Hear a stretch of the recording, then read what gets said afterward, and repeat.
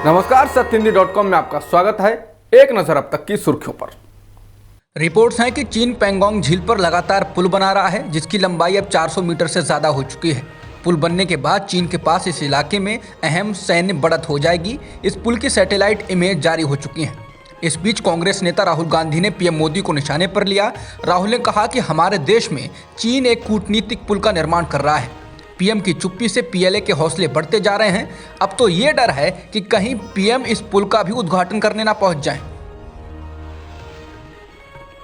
Samajwadi party के संस्थापक और उत्तर प्रदेश के पूर्व मुख्यमंत्री मुलायम सिंह यादव की बहू अपर्णा यादव आज बीजेपी में शामिल हो गईं। उनको उत्तर प्रदेश बीजेपी अध्यक्ष स्वतंत्र देव सिंह और डिप्टी सीएम केशव प्रसाद मौर्य ने शामिल कराया। अपर्णा यादव ने 2017 के विधानसभा चुनाव में सपा के टिकट पर लखनऊ कैंट विधानसभा सीट से चुनाव लड़ा था, लेकिन वो बीजेपी की उम्मीदवार रीता बहुगुणा जोशी से हार गई थी। अब देखना यह है कि अपर्णा यादव को पार्टी उन्हें किस सीट से चुनाव लड़ाएगी, क्योंकि बीजेपी सांसद रीता बहुगुणा जोशी अपने बेटे मयंक जोशी के लिए लखनऊ कैंट सीट से टिकट मांग रही हैं और उन्होंने यहां तक कह दिया है कि अगर पार्टी चाहे तो वो इसके लिए लोकसभा सीट से इस्तीफा भी दे सकती हैं। अपर्णा यादव को बीजेपी में शामिल कराते वक्त डिप्टी सीएम केशव प्रसाद मौर्य ने कहा कि अपर्णा यादव समय समय पर अपने विचार रखती रही हैं और उनको वो विचार उनके हमेशा से भाजपाई लगे। केशव प्रसाद मौर्य ने साथ ही अखिलेश यादव पर हमला बोला और कहा कि अखिलेश यादव जी अपने परिवार में ही सफल नहीं हैं। उन्होंने कहा कि वो प्रदेश के सीएम के तौर पर, सांसद के तौर पर असफल रहे हैं और कहते थे कि हमने विकास किया है, लेकिन वो अपने किसी एक विकसित क्षेत्र से ही चुनाव लड़ने की हिम्मत नहीं कर पा रहे हैं। समाजवादी पार्टी के मुखिया अखिलेश यादव उत्तर प्रदेश का विधानसभा चुनाव लड़ सकते हैं। अखिलेश यादव वर्तमान में उत्तर प्रदेश की आजमगढ़ सीट से लोकसभा से सांसद हैं। अखिलेश अगर विधानसभा का चुनाव लड़ते हैं तो ये समाजवादी पार्टी का एक बड़ा चुनावी दांव होगा। कुछ दिन पहले ही बीजेपी ने भी मुख्यमंत्री योगी आदित्यनाथ को विधानसभा चुनाव लड़ाने का ऐलान किया था। योगी आदित्यनाथ को गोरखपुर शहर विधानसभा सीट से चुनाव मैदान में उतारा गया है। हालांकि अभी ये तय नहीं है कि अखिलेश यादव कौन सी सीट से विधानसभा का चुनाव लड़ेंगे।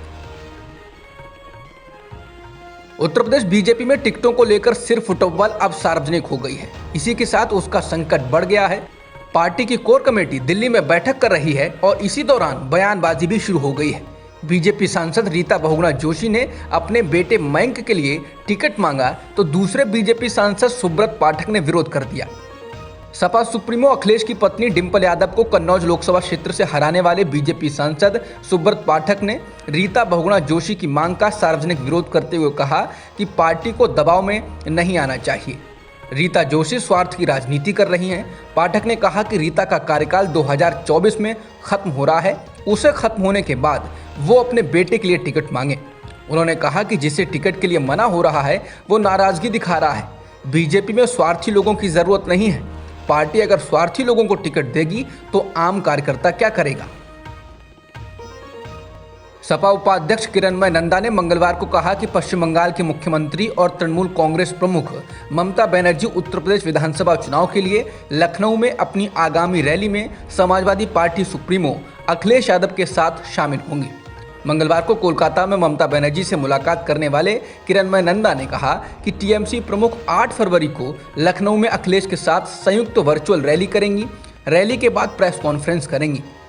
किरणमय नंदा ने कहा कि दोनों नेता बाद में वाराणसी में वर्चुअल रैली करने की भी योजना बना रहे हैं। सपा नेता ने कहा कि टीएमसी ने यूपी चुनाव के दौरान सपा को समर्थन देने का फैसला किया है। आम आदमी पार्टी के मुखिया अरविंद केजरीवाल ने अब गोवा में भी मुख्यमंत्री पद के लिए प्रत्याशी के नाम का ऐलान कर दिया है। गोवा में आम आदमी पार्टी ने अमित पालेकर को मुख्यमंत्री पद का उम्मीदवार बनाया है। केजरीवाल ने नाम का ऐलान करते हुए कहा, ये पढ़े लिखे शख्स हैं। गोवा का बच्चा बच्चा इन्हें जानता है। गोवा में कोरोना के वक्त इन्होंने हर जाति धर्म के लोगों की सेवा की। ये नया चेहरा है और इन्होंने आज तक राजनीति नहीं की है। बजरंग दल ने मध्य प्रदेश के उज्जैन में एक विवाहित हिंदू युवती और मुस्लिम युवक को जबरदस्ती ट्रेन से उतार दिया। ये दोनों लोग इंदौर के रहने वाले हैं और इनके परिवार भी एक दूसरे को जानते हैं, लेकिन इसके बावजूद रेलवे पुलिस ने उन्हें थाने में बैठा लिया और उनके माता पिता के आने के बाद ही उन्हें छोड़ा गया। उनके बयान भी दर्ज किए गए। रेलवे पुलिस का कहना है कि बजरंग दल के कार्यकर्ताओं के खिलाफ कोई मुकदमा दर्ज नहीं किया गया है, क्योंकि इस मामले में शिकायत नहीं दी गई। ये घटना 14 जनवरी की है।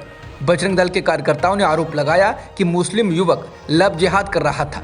उन्होंने उस पर हमला भी किया। इस घटना के वीडियो सोशल मीडिया पर भी वायरल हुए हैं।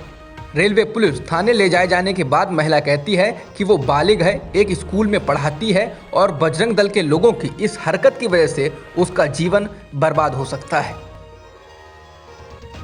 बीते 24 घंटों में कोरोना संक्रमण के 2,82,970 नए मामले सामने आए हैं और 441 लोगों की मौत हुई है। कल कोरोना के 2,38,018 मामले सामने आए थे। आज कोरोना के मामलों में 18% का उछाल आया है, जबकि बीते 2 दिन से संक्रमण के मामलों में गिरावट आ रही थी। उधर ओमिक्रॉन के मामलों का आंकड़ा बढ़कर 8,961 हो गया है। जिन 5 राज्यों में संक्रमण के सबसे ज्यादा मामले सामने आए हैं उनमें कर्नाटक पहले नंबर पर है। कर्नाटक में बीते 24 घंटों में 41,457, महाराष्ट्र में 39,207, केरल में 28,481, तमिलनाडु में 23,888 और गुजरात में 17,119 मामले सामने आए हैं। देश भर के कोरोना के मामलों में से 53% मामले इन्हीं 5 राज्यों में से आए हैं। भारत से भागे कारोबारी विजय माल्या लंदन में भी कर्ज के भारी बोझ से दबा हुआ है। इसी क्रम में अब माल्या यूके हाई कोर्ट में एक केस हार गया है। इसके बाद कोर्ट ने कहा कि लंदन का उनका घर अब बैंक जब्त कर सकता है। ब्रिटिश अदालत ने स्विस बैंक UBS के साथ लंबे समय से जारी कानूनी विवाद में माल्या की अर्जी को खारिज कर दिया। दरअसल इस घर को खाली करने का आदेश जारी हुआ था, जिस पर रोक लगाने के लिए माल्या ने मांग की थी।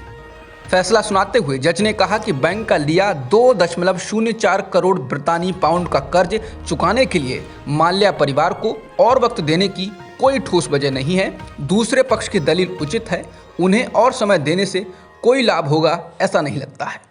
अब तक की खबरों में इतना ही। बाकी खबरों के लिए बने रहिए सत्यहिंदी.com के साथ।